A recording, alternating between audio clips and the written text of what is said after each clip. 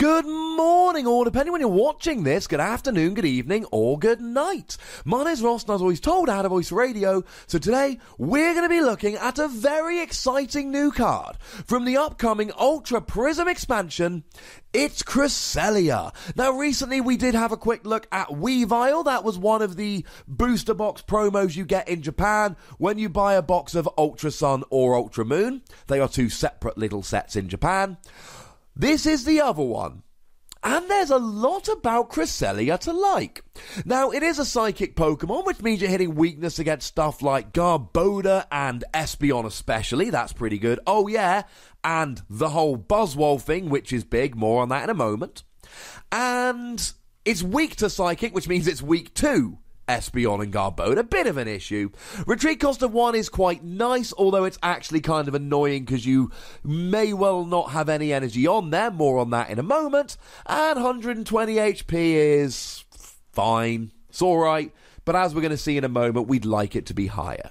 Now, we got two quite good attacks here, but probably the better one, the one we really like, the first attack. Discard 1 energy attached to this Pokemon, and then each player's Pokemon switch damage counters. It is Mewtwo's damage change on a basic Pokemon, as long as you discard an energy first to do so. Now, this is clearly great as a walling Pokemon. Your goal here is to stop your opponent getting a one-hit KO on Cresselia so that you can move the damage back to them. And this is where the 120 HP comes in. It's a little bit low. It makes me a little bit sad. And really here, a card you desperately need is Fighting Fury Belt. Fighting Fury Belt, when attached to a basic Pokemon, gives them an extra 40 HP and says that all of their attacks do an extra 10 damage. So here you've then got 160 HP.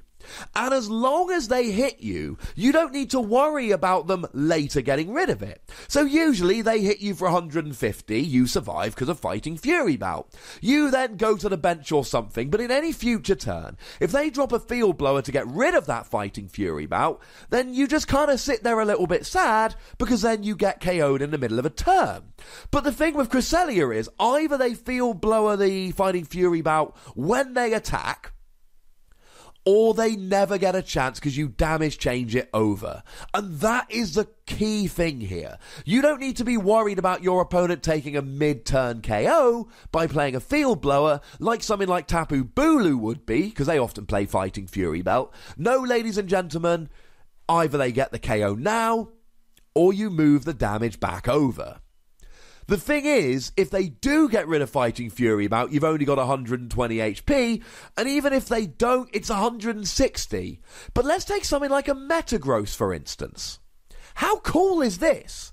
If Metagross doesn't have a Field Blower this turn, they hit you, but they can only hit you for 150, unless they're playing something like a Dalmise, but Metagross decks generally don't play Dalmise. They don't get a KO, and then next turn, Cresselia gets completely healed while putting 150 damage onto Metagross. That sounds like a lot of fun to me, ladies and gentlemen. Something like a Zoroark with a full bench can only do, I'm talking about the GX here, can only do 120 damage. So again, you need that Fighting Fury Belt, but if they don't have the Field Blower, they do 120 to you, and then the next turn for 1 energy, you put it back on them. Take it against something like a Gardevoir. Gardevoir does 30 damage for every energy attached to both active Pokemon. But you don't actually need to have any energy on Cresselia, which means they're going to need 4 energy to get a one-hit KO. 6 energy if you've got a Fighting Fury Belt, because just having 5 energy would do 150, you'd have 160. That's ridiculous! Choice Band ain't going to work, you're a non-GX. So they need 4 energy without a Fighting Fury Belt, 6 energy with a Fighting Fury Belt, and if they don't do that, you just get to put all the damage back onto them. Let's say they hit you for 90. Well, you move that damage back onto Gardevoir, and now they don't have 230 HP anymore. They have 140, and that is a much more reasonable number for your other Pokemon to come in and hit than 230. And this is what we would often refer to as a wall Pokemon. Now, we don't have a great hit-and-run Pokemon at the moment, but if we ever get a great hit-and-run Pokemon, Cresselia will be the wall that they've been looking for. One of the best ones we have at the moment is my boy Umbreon GX. Umbreon, the best evolution, I am willing to stand by that assertion. And for a single Darkness Energy, you get to do 30 damage, and then you switch to the bench. But of course, you need to put something in the active if you're going to do that. What do you put in the active? You put Cresselia GX into the active. And of course, Umbreon evolves from Eevee, and you've got the Sun and Moon Eevee, where you attach one Darkness Energy. So you could, as early as turn 1, if you're going second, attach a Darkness Energy to Eevee, evolve it up to Umbreon, use Strafe to go to the bench, put Cresselia in the active in front of you, and then your opponent's got to get a one-hit KO, or you can move the energy back. It sounds like fun. Now, Umbreon's not the best hit-and-run Pokemon ever. We don't have a great hit-and-run Pokemon at the moment. I mean, Alolan Sandslash would be another example of a hit-and-run Pokemon we've got in the format. 50 damage for a water double colourless and switch to the bench. I don't think that's getting it done. But these hit-and-run Pokemon, I mean, Donphan from Plasma Storm was a great one. They come around. And if we get another one of these soon, Cresselia will be great. But either way, in any deck playing Psychic or Rainbow Energy, you only need one of these. This could be a really good wall in the early game to just say to your opponent, look, I don't have much now. I need a turn or two to get set up. Either you're one-hit KOing me, or you're playing a Guzma, or I'm going to damage change. And I'm cool with that. For a Psychic and a double colourless, Psychic. 60 damage plus 20 more for each energy attached to your opponent's active Pokemon. Now, we've seen this attack time and again. I mean, we've got plenty of Pokemon in the current format that have this. The two most prominent of which are Oranguru, which has the exact same attack but for free colourless rather than a Psychic double colourless. And Espeon EX, no, GX, which has it for a Psychic double colourless, so you've got the same cost here, but that does 60 plus 30 rather than 60 plus 20. But then again, Espeon's a stage 1 GX, not a basic non-EX, non-GX, so that kind of explains why there'd be a difference there. And this attack is actually pretty good. 60 base damage is enough to KO a Garbodor just straight out, even if they've got no energy on them. That's pretty good. Against an Espeon, Espeon might just have one energy on there, just so, you know, they can go and use that first Psybeam attack. Well, you're then hitting for 80. With a Choice Band, you're then hitting 110. Doubled is 220, you get a one-hit KO. Against a Buzzwole, they will often have one energy on to use Jet Punch, so again, you're hitting 80 with a Choice Band is 220. Now, the one thing I will say about that, I've been talking about Fighting Fury Bout a lot in this video. Buzzwole often plays Fighting Fury Bout, and of course that would give them 230 HP rather than the usual 190.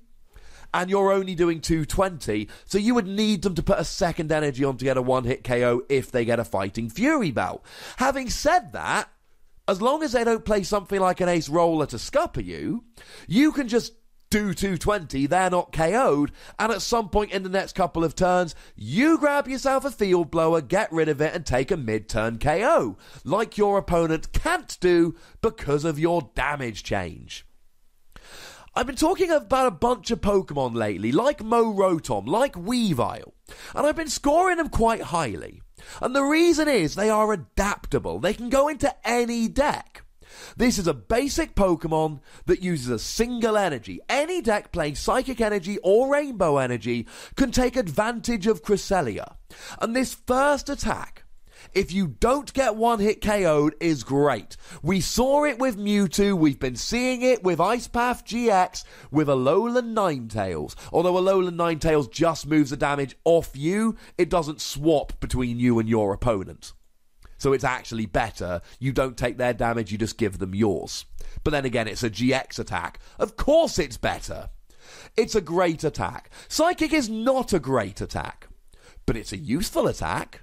It works when Oranguru uses it. It works when Espeon's using it. And let's face it, Psychic is a pretty good weakness to hit at the moment between stuff like Buzzwole and Espeon. So I'm going to give Cresselia the same score I gave Weavile. Between 3 and 4 Wassies, because we don't give half Wassies, because that would be barbaric. I'm not saying it's the best Pokemon ever. I'm not saying it's some kind of great, phenomenal, unstoppable beast of a Pokemon. But I am saying it's a great tech. It fits into a whole bunch of decks, and in certain matchups, it could be brilliant. And I really want to stress the point about hit and run Pokemon. Sooner or later, we're probably going to get a really good hit and run Pokemon. And when we do, we're going to have things like Reshiram. That's a good wall because of Outrage. But this is going to be a great wall. Because if they don't KO you, you just put it all on them while healing. But as always, ladies and gentlemen, I don't just want to talk about Cresselia. I want to hear what you think about Cresselia. So let me know in the comment section. Go nuts!